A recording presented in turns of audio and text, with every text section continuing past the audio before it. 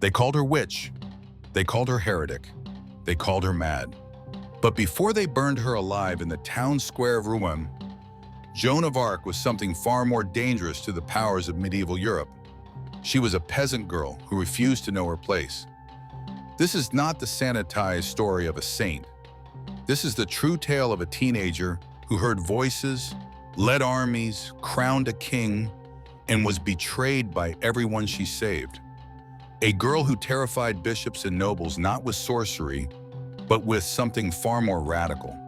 The belief that God spoke to commoners just as clearly as he spoke to kings. By the time you finish this video, you'll understand why they had to kill her, and why, 600 years later, her name still echoes as both a warning and a promise. Welcome to the Dark Ages, where faith and power collided in the flames of a 19-year-old girl. January 1412, the village of Domrémy on the eastern edge of a France that barely existed anymore. For 90 years, the 100 Years' War had been tearing the kingdom apart. English armies occupied the north. Burgundian traders controlled the east. The rightful heir to the throne, Charles the Dauphin, cowered in his Loire Valley castles while enemy forces surrounded him on all sides. Into this world of blood and chaos, a peasant girl named Joan was born. Joan, illiterate, poor, the daughter of farmers who could lose everything to the next raiding party. But Joan was different. She would later testify that at age 13, she began hearing voices in her father's garden. Saint Michael, Saint Catherine, Saint Margaret. They came to her with messages, she said, wrapped in brilliant light and accompanied by the sound of bells. At first, the voices simply told her to be good, to go to church, to live piously, normal enough for a medieval girl raised on saints and miracles. But then the messages changed. Go to France, they commanded. Lift the Siege of Orléans. Crown the Dauphin at Reims. Save your people. She was 16 years old. She had never held a sword. She had never left her village. And yet the voices insisted God had chosen her to do what all the knights and nobles of France had failed to accomplish. Was she divinely inspired? Was she mentally ill? Or did she simply possess the kind of courage that appears once in a century? The answer would be written in blood and fire. May 1428. Joan convinced her uncle to take her to the local garrison commander, Robert de Baudricourt. She told him the voices had ordered her to meet the Dauphin and lead his armies. He laughed in her face, told her uncle to take the mad girl home and beat some sense into her. Joan returned 6 months later. This time, something had changed. Maybe it was her absolute conviction. Maybe it was desperation. The English were winning after all, and conventional warfare had failed. Or maybe, as some witnesses claimed, there was something in her eyes that made hardened soldiers believe. Baudricourt gave her an escort, men's clothing for the dangerous journey, and a letter to the Dauphin. What did he have to lose? France was already dying. When Joan arrived at the royal court in Chinon, Charles VII tested her. He disguised himself among his courtiers to see if this peasant girl could truly identify him by divine guidance. According to multiple witnesses, Joan walked directly through the crowd to the hidden prince, knelt before him and said, "Gentle Dauphin, I am Joan the Maid. The King of Heaven sends word through me that you shall be anointed and crowned in Reims, and that you shall be his lieutenant throughout France." Charles was convinced, or perhaps he was simply desperate enough to try anything. He gave her armor, a sword, a banner, and command over his armies. The nobles were outraged. The clergy were suspicious. The soldiers were skeptical. None of it mattered. Joan of Arc was going to war, and what happened next defied every rule of medieval warfare. April 29, 1429. The city of Orléans had been under English siege for 7 months. If it fell, France would fall with it. The French commanders, battle-hardened veterans of decades of war, were ordered to follow the military advice of an illiterate 17-year-old peasant girl. They expected her to fail. They expected her to be killed in the first assault. They expected the siege to continue exactly as it had for months. They were wrong about everything. Joan didn't just inspire the troops with religious fervor, she changed the entire nature of the campaign. She demanded aggressive assaults instead of defensive waiting. She personally led charges against English fortifications. When she was wounded by an arrow through the shoulder, she pulled it out herself and returned to battle the same day. 9 days. That's how long it took Joan to break a siege that had lasted 7 months. The English, who had dominated French forces for nearly a century, retreated in confusion. Soldiers who had fought with her described it as miraculous. The people called her the Maid of Orléans. Churches rang their bells across France. But Joan wasn't finished. She had promised to crown Charles VII at Reims, deep in enemy territory. Against all military logic, she convinced the Dauphin to march his army through hostile lands to the ancient coronation city. July 17, 1429. Charles VII was crowned King of France in Reims Cathedral, with Joan of Arc standing beside him in full armor, holding her banner. A peasant girl had done what every noble in France had failed to do. She had legitimized the king. She had restored hope to a dying nation, and in doing so, she had signed her own death warrant. Here's what they don't teach you in school. After the coronation, everything went wrong. Charles VII, now secure on his throne, wanted peace negotiations with Burgundy.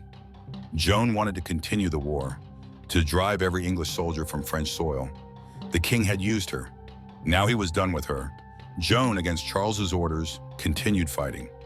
On May 23, 1430, during a skirmish at Compiègne, she was pulled from her horse and captured by Burgundian forces. They held her for ransom. Standard practice in medieval warfare. Nobles were always ransomed back to their families or their kings. Charles VII, the man she had crowned, the king she had made legitimate, did not pay her ransom. He did not send negotiators. He did not send rescue forces. He abandoned her. The Burgundians sold her to the English for 10,000 francs. The English, in turn, handed her to the Catholic Church for trial. Not for military crimes, not for treason, but for heresy, witchcraft, and the ultimate medieval sin, wearing men's clothing and claiming to hear directly from God without the church as intermediary. They were going to make an example of her, a lesson to any other peasant who dared believe they could speak with the divine without noble or priestly permission. The trial would be a mockery, but the fire would be very, very real. January 1431. Joan of Arc stood trial in Rouen, in English-controlled territory, before a court of French clergy loyal to England and Burgundy. The presiding judge was Pierre Cauchon, Bishop of Beauvais, a man who had built his career serving English interests. This was not justice. This was political theater disguised as theological inquiry. For 3 months, they interrogated her. They tried to trap her with complex theological questions, hoping an illiterate peasant would contradict herself, would say something that could be twisted into heresy. But Joan was extraordinary. When they asked if she was in God's grace, she replied, "If I am not, may God put me there. If I am, may God keep me there." A perfect answer. Claim yes, and you're guilty of pride. Claim no, and you admit to sin.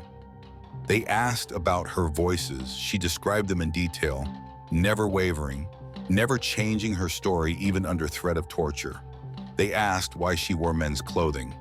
She answered that it was practical for war and for protecting herself in prison from assault. None of her answers mattered. The verdict was written before the trial began.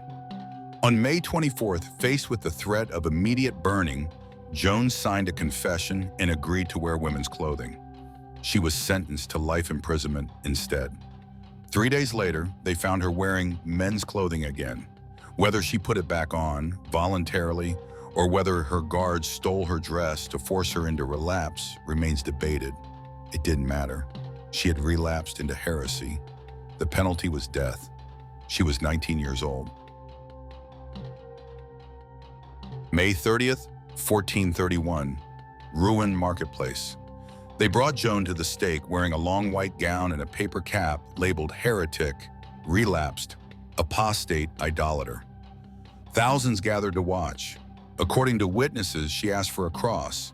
An English soldier made one from 2 sticks and handed it to her. A priest brought the processional cross from the church so she could see it as she died. She prayed aloud as the flames rose. Witnesses reported hearing her call out for Jesus repeatedly until the smoke overcame her. The executioner later admitted he had never seen anyone die with such courage. He wept, convinced he had burned a saint. They burned her body 3 times to ensure nothing remained but ash, then threw the remains into the Seine River. There would be no relics, no grave, no shrine. They wanted to erase her completely. They failed.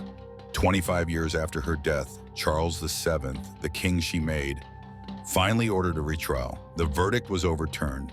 Joan of Arc was declared innocent. 500 years later, in 1920, the same Catholic Church that burned her as a heretic canonized her as a saint. But here's what matters more than sainthood or rehabilitation. Joan of Arc proved that the powerful feared nothing more than a peasant who believed God spoke to them directly.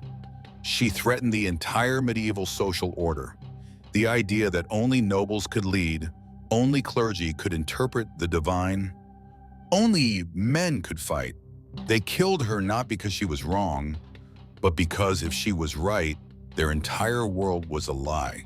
She was 17 when she lifted a siege that had lasted 7 months, 18 when she crowned a king, 19 when they burned her alive. In 2 years, she changed history forever. The Dark Ages were full of kings and popes and conquerors who shaped nations, but none of them terrified the powerful quite like one teenage girl who refused to be silent. Her voices told her she would die young. She went anyway. That's not madness. That's not sorcery. That's courage the world had never seen before and has rarely seen since. Subscribe to Dark Ages Chronicles for more stories of those who defied their time. Gilles de Rais, the hero who fought beside Joan and became a monster after her death. Until then, remember, in the Dark Ages, the most dangerous heresy was believing you mattered.